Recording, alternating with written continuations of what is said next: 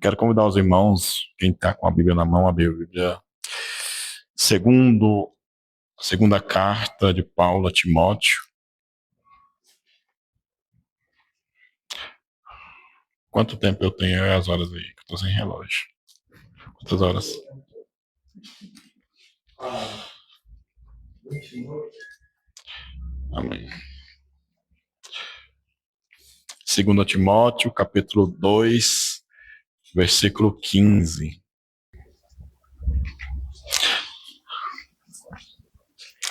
Amém.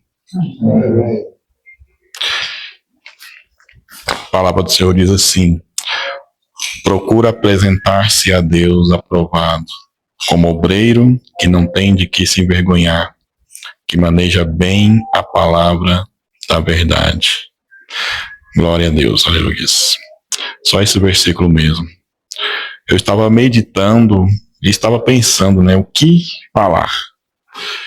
Apesar de que a gente pode estudar o dia inteiro, a semana toda, e chega na hora de Deus mudar tudo, Porque melhor do que você falar o que você quer, é você falar o que Deus quer, E em cima desta palavra, eu estava refletindo, e já venho refletindo desde a semana passada, na última vez que eu estive aqui. Parece que foi ontem, passou rápido.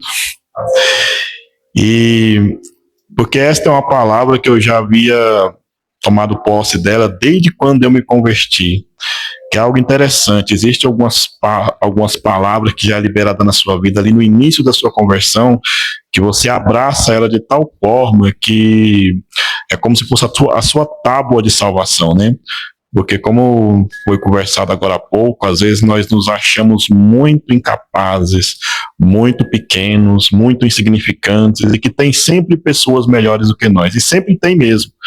Mas a própria palavra nos diz, através de Paulo, 1 Coríntios, capítulo 1, que Deus escolhe as coisas loucas, escolhe as coisas vis, as desprezíveis, os que não são, para aniquilar todo aquele que pensa ser alguma coisa.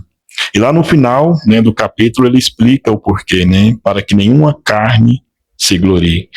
Porque se você precisar fazer uma faculdade especializada para pregar, não que nós não tenhamos que fazer, tem uns que pregam contra a teologia, eu acredito que nós precisamos sim investir em conhecimento, mas se você for esperar estar capacitado para fazer alguma coisa, nós nunca vamos fazer nada, porque nós sempre vamos nos achar sempre pequenos, porque a capacidade do ser humano, ela não é medida de acordo com aquilo que nós achamos que somos capazes, mas naquilo que Deus acredita que nós somos, e nós não conseguimos enxergar igual Deus enxerga. Porque quando Deus nos escolheu, nós nos achávamos insignificantes. Mas então por que Deus escolheu se nós éramos insignificantes? Porque no mundo lá fora, pessoas nos escolhem de acordo com as nossas qualificações. Quando eu me converti, eu não tinha nada para oferecer para a igreja, para o meu pastor, nem dizimista eu era. Então, para alguém investir em mim, tinha que ser por amor mesmo, porque se fosse por interesse, eu estava lascado. Então, o meu pastor olhou, direcionado pelo Espírito Santo, e viu algo além. Então, é esse olhar que Deus vê em nós, Ele não olha simplesmente o que nós estamos hoje. Ele olha o que nós vamos ser lá na frente. E 2 Timóteo fala exatamente sobre isso. Procura apresentar-se a Deus aprovado, como obreiro que não tem do que se envergonhar, mas que maneja bem a palavra da verdade. E algo interessante que nós precisamos entender é que a Bíblia fala para nós procurar nos apresentar a Deus. Quando você procura se apresentar a Deus aprovado, você não precisa se preocupar em se apresentar para o homem, porque isso é consequência. Por isso que Paulo diz que nenhuma condenação há para quem está em Cristo, porque quem está em Cristo anda em retidão, anda em obediência. Não tem como alguém estar servindo a Deus, andando segundo a palavra de Deus e ser condenado pelo mundo. Por quê? Porque as leis do mundo são regidas pela palavra de Deus. Antes mesmo de existir uma lei lá no mundo dizendo que é crime matar, a Bíblia já estava dizendo que é pecado matar. Então, o mundo ele é regido pela palavra de Deus. Então, quando você procura ser apresentado, aprovado perante Deus, o mundo, consequentemente, já vai estar te aprovando. Pode não estar te aceitando, Como aconteceu com Daniel, Sadraque, Mesaque e Abednego eram homens que andavam em retidão, e como não encontraram nenhuma condenação para que pudesse os condenar, eles inventaram um decreto para que eles pudessem ser condenados, né? Então, a Bíblia ela vem nos dizer que nós precisamos, primeiramente, procurar nos apresentar perante Deus. Tem um hino da harpa que eu gosto bastante que diz assim nos primeiros estrofes, né? Posso, tendo as mãos vazias, com Jesus me encontrar? É uma pergunta, né? Então, muitos de nós, às vezes, nós estamos tão ansiosos pela volta de Jesus, mas o que nós temos exatamente para mostrar, para entregar? Quais serão os nossos galardões, né? Porque muitas vezes nós ficamos tanto tempo projetando algo para Deus e isso não sai dos projetos, fica só nos projetos. Deus quer nos usar através de alguma coisa, de algum evento, de alguma situação, e nós estamos sempre achando que não estamos preparados. Né? Uma coisa que me dá muita preguiça é eu ver crente que está 10, 15 anos na igreja, e se você falar assim, traz uma palavra, a pessoa fala, eu não estou preparado. Mas o que a pessoa está fazendo na igreja que não aprendeu nada, que não ouviu nada e não tem nada para falar? Eu, com uma semana de crente, já tinha vontade de sair na rua para falar de Jesus. Eu sabia alguma coisa? Não, mas o que eu estava recebendo, eu queria passar. Né? Foi aquilo que Paulo diz em 1 Coríntios capítulo 11. Aquilo que eu recebi do Senhor, eu também vos entrego. Então, não preciso saber muita coisa, eu só preciso passar aquilo que eu estou aprendendo. Como eu havia dito agora há pouco, eu tinha ganhado uma Bíblia com 17 anos, e eu, antes mesmo de eu me converter, eu já tinha lido a Bíblia toda. Né? Eu comecei ali no início de 2009 e foi até o comecinho de 2010. Foi um ano lendo a Bíblia, de 2009 até o final de 2009 eu li a Bíblia e eu fiquei 3 meses orando para que Deus mandasse alguém para eu me converter ali. Né? E durante esses 3 meses nada acontecia, mas eu estava orando, eu acreditando que em algum momento alguém ia aparecer. Porque eu era tão novo na fé, né, que eu estava nascendo naquele momento. Eu não sabia que estava nascendo, mas eu estava. Que tudo aquilo que eu lia na Bíblia eu acreditava. Hoje em dia, o ser humano, quando vai ficando mais maduro na fé, parece que não acredita tanto no que está escrito, né? Então, a Bíblia fala que se você não clamar, as pedras clamarão. Então, eu tomei posse daquilo e comecei a orar, pedindo para que alguém viesse até mim. Eu comecei a ter certeza de que alguém viria.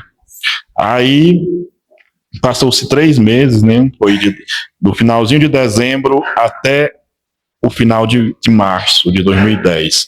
Foi dezembro de 2009 até março de 2010. E aquela experiência que eu tive com Deus me fez entender que eu não precisava saber tudo, eu só precisava confiar em Deus. Então, a partir do momento que eu comecei a confiar em Deus, ele começou a me ensinar. E hoje eu uso isso para poder ajudar as pessoas de uma maneira que eu não fui ajudado. Né? Porque muitos de nós, quando nós nos convertemos, nós não tivemos quem pegasse na nossa mão, nós não tivemos quem nos guiasse, quem nos instruísse, quem nos ensinasse. Nós simplesmente nos convertemos e tivemos que aprender ali na hora, na raça. Por isso que esse é um dos motivos de muitas pessoas sequer permanecer na presença de Deus. Porque nós achamos que ganhamos uma alma para Jesus, pronto, acabou. Só que é aí que começa a luta, é aí que começa o processo, e é aí que começa a batalha. E Paulo já estava dando as suas instruções para Timóteo, dizendo para ele, procura apresentar-se a Deus. Paulo estava sempre querendo ensinar, querendo instruir, estava sempre tendo pessoas se levantando contra a vida de Paulo. E Paulo estava usando a experiência dele para dizer para Timóteo, não procure a aprovação do homem que você nunca vai ter. Porque quando você procura a aprovação do homem, você pode estar 99% de acordo, mas ele vai focar naquele 1% que você está sendo falho. Você pode fazer 99 coisas certas, mas ele vai focar naquela uma coisa que você fez de errado. E Paulo estava dizendo para Timóteo, não procure a aprovação do homem, procure apresentar-se a Deus aprovado como um obreiro. E o obreiro é o quê? Aquele que faz a obra. O obreiro não é aquele que foi consagrado, a diácono, a pastora, a presbítero. O obreiro é aquele que se dispõe a fazer a obra. Porque Davi, ele foi ungido a rei, mas levou mais de uma década para pegar na coroa. Mas Davi já era rei. Ele não passou a ser rei depois que pegou na coroa, ele já tinha unção de rei, mas precisou passar por um processo até tomar posse daquilo que Deus já havia determinado para a vida dele. Então, nós não temos que procurar a aprovação do homem, né?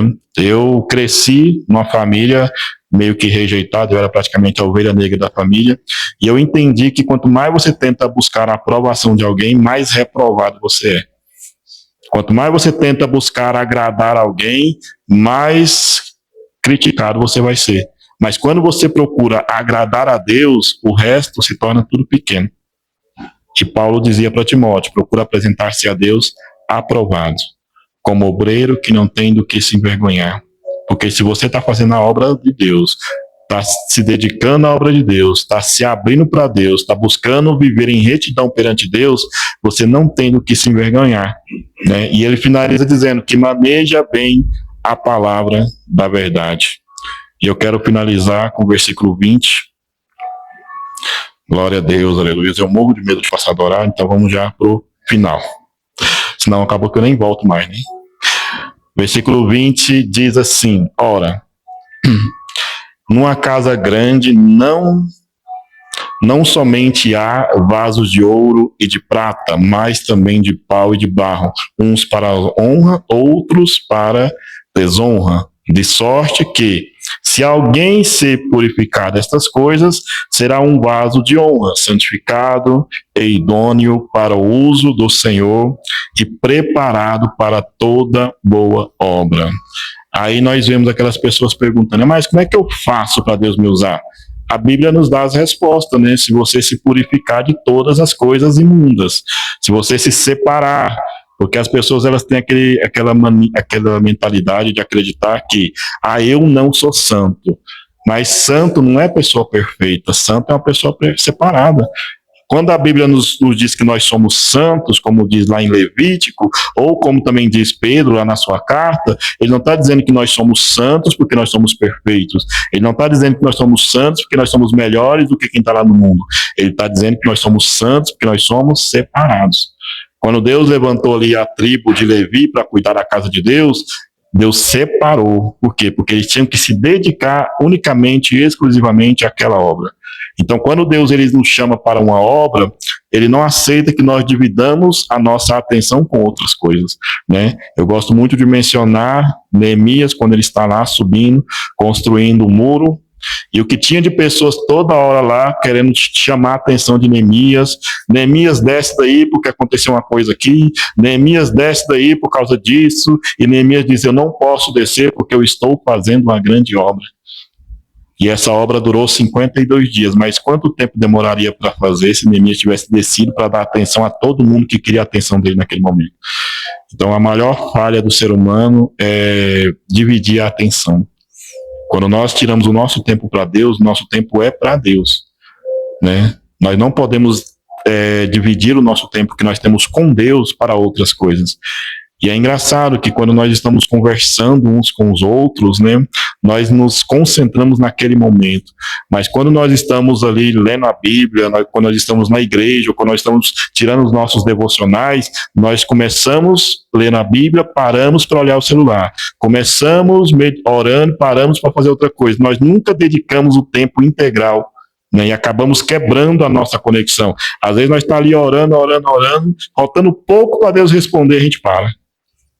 Ou às vezes nós estamos de madrugada, Deus nos desperta ali para orar, e às vezes nós não oramos, passamos a noite inteira acordado, mas não falamos com Deus. E às vezes aquela oração que nós não fizemos de madrugada é a razão do livramento que Deus não nos deu pela manhã. Por quê? Porque Deus queria nos livrar de algo, Ele estava nos preparando para aquilo que viria a acontecer, mas nós não quisemos falar com Ele. Ou também quando nós acordamos de manhã, né, e não oramos, nós estamos dizendo que nós não queremos que Deus faça parte do nosso dia. Porque o que mais tem hoje em dia são pessoas que vivem na correria, né? Pessoas que correm para lá, correm para cá, e às vezes já acordam atrasados, já saem correndo para trabalhar, que não tem tempo nem para orar. Então, se você não tem tempo para Deus, como que nós vamos querer que Deus se enquadre dentro do nosso tempo? Então é isso. Eu quero deixar essa palavra para os irmãos e focar aqui no versículo 21. Se alguém se purificar destas coisas, será vaso de honra. Então, tudo que nós precisamos para ser homens de valor, tudo que nós precisamos para sermos forjados por Deus é nos colocar no centro da vontade dele. E é isso aí.